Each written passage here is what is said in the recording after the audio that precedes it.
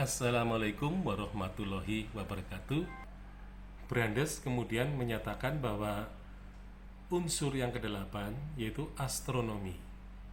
Jadi astronomi ini merupakan pengetahuan mengenai sistem perbintangan, ya, terutama dengan melihat bintang-bintang, posisi bintang di langit yang kemudian menjadi semacam arah, sehingga dalam pelayaran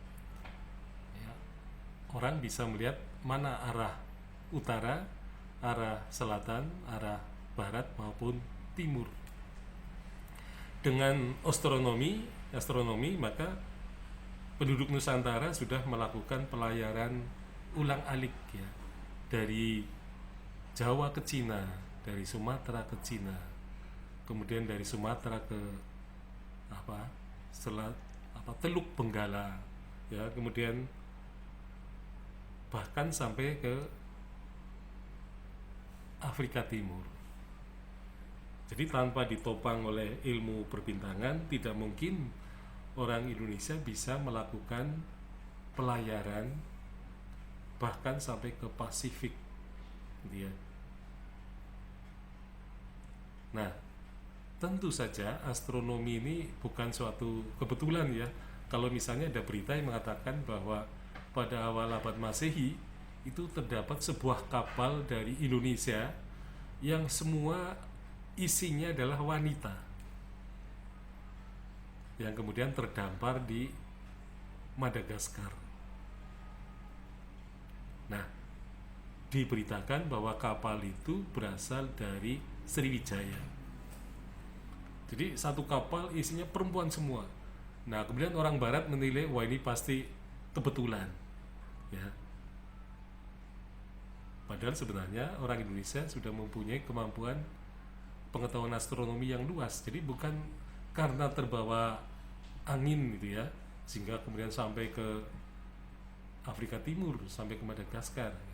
Bukan itu. Ternyata itulah yang menyebabkan orang Madagaskar mempunyai budaya yang mirip-mirip dengan budaya Austronesia.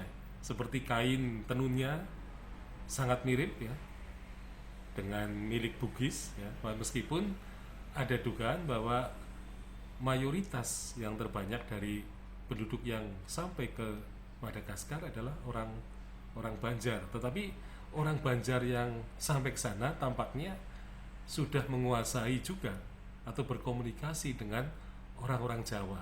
Jadi maka tidak heran dalam bahasa Madagaskar ada kata Raden atau Rahaden, itu kan dari bahasa Jawa kuno itu, ya.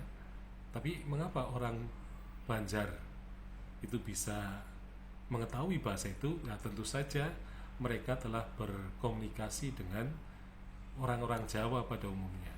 Jadi bahasa Jawa juga masuk dalam bahasa di Madagaskar, juga bahasa-bahasa Bugis, gitu ya, atau dan bahasa Melayu itu.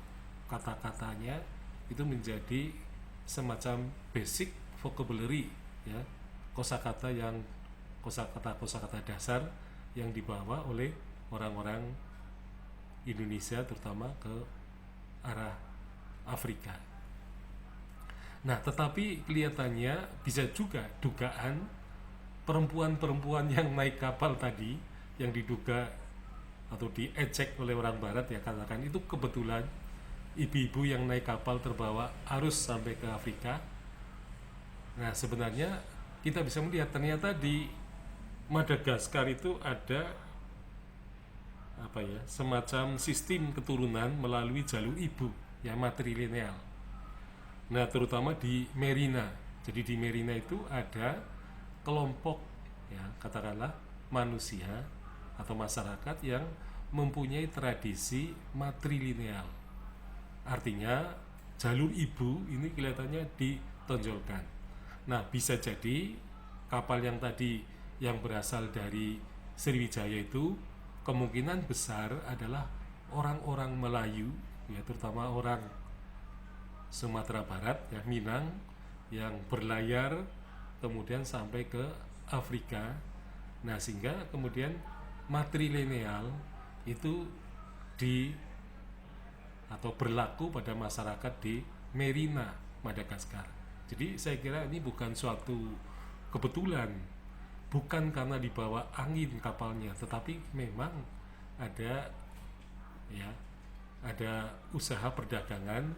Dan tentu saja di Afrika Timur itu tanaman-tanaman khas Indonesia seperti tadi pisang Raja Bandung, kemudian ya seperti umbi-umbian gitu ya, bahkan ada gambang pun dibawa ya, ada gambangnya, kemudian ada kapal-kapal kunlun, maksudnya kapal-kapal bercadik. Itu saya kira bukan kebetulan, tapi mereka memang melakukan hubungan pelayaran.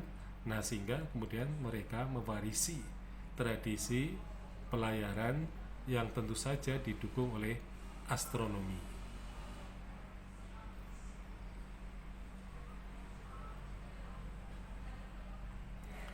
Nah, yang kesembilan adalah persawahan. Jadi masyarakat Asia Tenggara, khususnya Indonesia, itu kelihatannya persawahan merupakan budaya yang kemungkinan besar dibawa oleh orang Austronesia. Nah, terutama yang merupakan daerah pengaruh penanaman padi itu berada di kawasan Indonesia Barat dan Tengah ya. Dan yang tidak mengenal padi tampaknya adalah masyarakat yang tinggal di Maluku dan juga di Papua.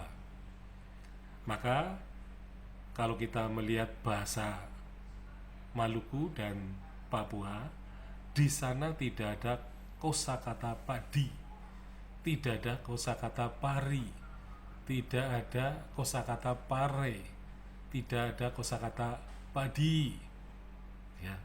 Jadi kalau di Indonesia bagian barat dan tengah, kosakata padi menjadi kosakata yang lumrah. Nah, tetapi kalau di Filipina, jadi Filipina itu mengenal penanam padi ya. Karena di Filipina juga ditemukan, kalau kita membaca bukunya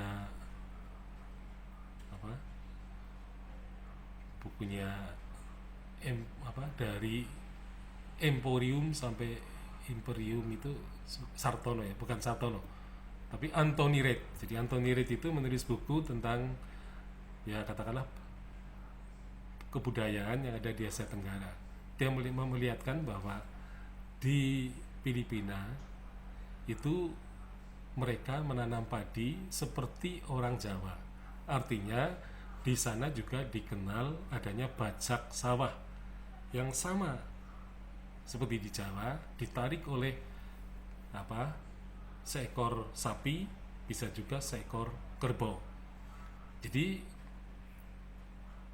penanaman padi ini kelihatannya memang warisan Austronesia, di mana kemudian di Indonesia itu ada dalam bentuk misalnya irigasi yang teratur seperti subak di Bali, dan juga sawah yang dibentuk terasering sehingga tidak longsor. Dan itu kelihatannya merupakan budaya Austronesia di Asia Tenggara, dan khususnya di Indonesia kelihatannya juga menanam padi. Jadi menanam padi kelihatannya merupakan warisan bersama dari bangsa Austronesia yang tinggal di Indonesia. Jadi di Maluku dan Papua tidak mengenal kosakata padi karena memang tidak mengenal budidaya padi dalam kehidupan mereka. Sekian, Assalamualaikum warahmatullahi wabarakatuh.